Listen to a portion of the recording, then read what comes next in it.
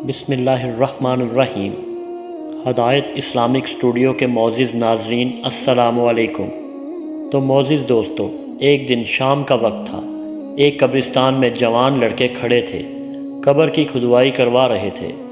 ایک کا نام عثمان اور دوسرے کا نام احمد تھا، اور یہ قبر ان کے دوست راشد کی تھی۔ عثمان راشد کا کزن تھا، جبکہ احمد ان کا دوست تھا۔ ایک ہفتہ کے بعد راشد کی شادی تھی، لیکن خاندانی دشمنی کی وجہ سے راشد کا قتل کر دیا گیا۔ جس گھر میں شادی کا ماحول تھا، اسی گھر میں دیکھتے ہی دیکھتے غم نے خوشیوں کو اپنی لپیٹ میں لے لیا۔ راشد کے والدین تو جیسے زندہ ہی دفن ہو گئے ہوں۔ راشد کی شادی کی تیاریاں چھوڑ کر اب اس کے کفن دفن کی تیاریاں شروع کر دی۔ اس گھر پر جیسے قیامت اور آفتوں نے ڈیرا ہی ڈال لیا ہو۔ گورکن نے قبر کی کھدائی کا کام مکمل کیا، اور اس کے بعد عثمان اور احمد سے بولا، بیٹا جب جنازہ آ جائے تو مجھے آواز دے لینا۔ یہ کہہ کر وہ اپنے گھر کی طرف چل دیا۔ اس کے بعد عثمان نے اپنے گھر فون ملایا اور پوچھنے لگا کہ قبرستان پہنچنے میں کتنا اور وقت لگے گا۔ وہ یہ کہہ کر رو پڑا، کیونکہ ان تینوں کی آپس میں بہت گہری دوستی تھی۔ وہ غم سے نڈھال ہو چکا تھا۔ وہ قبر کے پاس بہت مایوس کھڑے ہوئے تھے۔ جیسے جیسے اندھیرا بڑھتا جا رہا تھا، احمد اپنی اور راشد کی یادوں میں گم ہوتا جا رہا تھا۔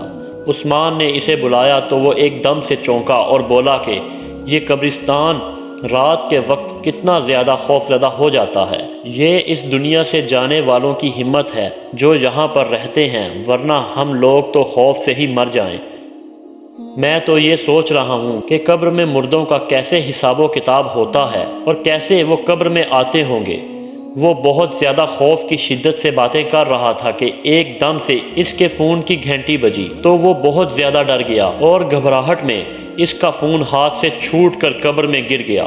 عثمان نے غصے سے احمد کی طرف دیکھا، لیکن اس میں احمد کا کوئی قصور نہ تھا۔ کہنے لگا، فون میرے ہاتھ سے گر گیا، ذرا مدد تو کرو، میں اپنا فون اٹھا لاؤں۔ یہ کہہ کر وہ نیچے قبر میں اترا اور اپنا فون اٹھایا، جو کہ مٹی سے بھر چکا تھا۔ پھر عثمان نے اسے قبر کے باہر کھینچ لیا۔ اس کے بعد عثمان قبر سے دور جا کر بیٹھ گیا۔ اب یہ دونوں راشد کی میت کے آنے کا انتظار کرنے لگے، مگر احمد کچھ اور ہی سوچوں میں گم تھا۔ اس کی نظر قبر کے قریب پڑی 4 سلیبوں پر پڑی۔ وہ عثمان کے قریب آیا اور کہنے لگا، عثمان کیا تم یہ سلیبیں ایک ایک کر کے اکیلے اٹھا سکتے ہو؟ عثمان نے کہا، ہاں۔ مگر کیوں؟ تب احمد نے اسے کہا، میں تھوڑی دیر کے لیے راشد کی قبر میں جاؤں گا، تم اوپر سے یہ سلیبیں رکھ دینا۔ میں دیکھنا چاہتا ہوں کہ آخر قبر میں کیا ہوتا ہے، اور جب انسان کے اوپر سلیبیں رکھ دی جاتی ہیں تو کیا نظام ہوتا ہے۔ اس کی بات سن کر عثمان خوف سے بے حال ہو گیا اور احمد کو ڈانٹنے لگا، یار تم یہاں بھی شرارت کا سوچ رہے ہو، تمہیں ڈر نہیں لگتا؟ اور اگر اتنی دیر میں جنازہ آ گیا اور ہم پکڑے گئے تو کیا جواب دیں گے کہ ہم اپنے دوست کی قبر کے ساتھ ایسا مذاق کر رہے ہیں؟ میں تمہاری کوئی مدد نہیں کروں گا۔ احمد نے اسے منانا شروع کر دیا کہ بس کچھ ہی دیر کی تو بات ہے۔ عثمان نے لاکھ منع کیا، پر احمد باز آنے کو تیار ہی نہیں تھا۔ احمد بولا، اچھا بھائی، یہ میری آخری شرارت ہوگی، اس کے بعد میں کبھی کوئی شرارت نہیں کروں گا، پھر تم یاد کرو گے میری شرارتوں کو۔ احمد کے بہت زیادہ اصرار کرنے پر عثمان مان گیا، اور احمد بالکل بے خوف ہو کر راشد کی قبر میں اتر گیا اور اندر بیٹھ گیا۔ اس کے بعد ایک ایک کر کے عثمان نے سلیبیں رکھنا شروع کر دیں۔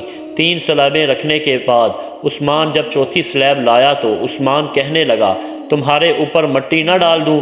احمد نے مسکراتے ہوئے کہا، ڈال دو، تمہیں اجازت ہے۔ اس کے بعد عثمان نے چوتھی سلیب قبر پر رکھ دی اور دور جا کر بیٹھ گیا۔ خوف کے مارے اس کی حالت بگڑ رہی تھی کہ سب جنازہ لے کر آ گئے تو میں کیا جواب دوں گا۔ یہ سوچ کر وہ جلدی سے اپنی جگہ سے اٹھا، قبر کے نزدیک گیا اور احمد کو میسج کیا، کہو تو اب اٹھا لوں سلیبیں؟ لیکن قبر کے اندر سے کوئی جواب نہ آیا۔ اس نے کچھ دیر انتظار کرنے کے بعد دوبارہ میسج کیا، مگر پھر بھی قبر کے اندر سے کوئی جواب نہ آیا۔ اس کے بعد عثمان نے احمد کو کال کی، جس پر آپریٹر کی آواز آئی کہ آپ کے مطلوبہ نمبر سے جواب موصول نہیں ہو رہا۔ اب عثمان خوف زدہ ہو گیا کہ کہیں احمد کو کچھ ہو تو نہیں گیا۔ یہ سوچ کر اس نے سلیبیں اٹھانا شروع کی، لیکن وہ یہ سلیبیں نہیں اٹھا سکا۔ یہ وہی سلیبیں تھیں جو کچھ وقت پہلے اس نے اکیلے اٹھائی تھی، مگر اب ان کو ہلانا بھی مشکل تھا۔ وہ ڈر کر گورکن کے گھر کی طرف بھاگا اور انہیں ساتھ آنے کو کہا۔ جب قبر پر پہنچے تو گورکن نے پوچھا جنازہ تو نہیں آیا۔ تب عثمان نے انہیں سارا ماجرا بیان کیا۔ گورکن کے بھی ہوش اڑ گئے۔ انہوں نے جلدی جلدی سلیبیں اٹھانا شروع کی، لیکن یہ تو سلیبیں ہلنے کا نام ہی نہیں لے رہی تھیں۔ عثمان رونے لگا۔ روتے روتے اس نے اپنے بڑے بھائی کو فون کیا اور سب کچھ بتا دیا۔ عثمان کا بڑا بھائی جلد ہی قبرستان پہنچ گیا۔ اتنی دیر میں عثمان خوف اور غم سے نڈھال ہو کر بے ہوش ہو چکا تھا۔ عثمان کا بڑا بھائی قبرستان پہنچا اور اس کے سارے معاملے کا جائزہ لیا۔ جو کچھ گورکن کو پتا تھا اس نے بتا دیا۔ گورکن کے دماغ میں بھی ہزاروں سوال تھے، پر اس وقت انہوں نے راشد کے لیے جلدی جلدی نئی قبر کھدوائی اور عثمان کے بڑے بھائی نے احمد کے گھر والوں کو اس واقعے کی اطلاع کی اور اپنے گھر بھی فون کر کے بتا دیا، اور واقعے کے بعد تو گھر میں کوہرام بھاگ دوڑ مچ گئی۔ ابھی تک عثمان بے ہوش تھا۔ احمد کے گھر والوں کے دماغ میں کئی سوال تھے کہ کہیں عثمان نے احمد کو قتل نہ کر دیا ہو، لیکن یہ باتیں تو تب درست ثابت ہوتی ہیں جب اس کی قبر کو کھولا جا سکتا ہے۔ اس پر رکھی سلیبیں تو 10 آدمی سے بھی نہیں ہل پا رہی تھیں۔ یہ تو اللہ کے معاملات میں گستاخی کا نتیجہ لگتا تھا۔ تھوڑی دیر کے بعد عثمان کو ہوش آ گیا اور اس نے سارا معاملہ بتا ڈالا۔ سب حیران تھے کہ یہ کیسے ممکن ہے، آخر یہ سلیبیں اٹھتی کیوں نہیں؟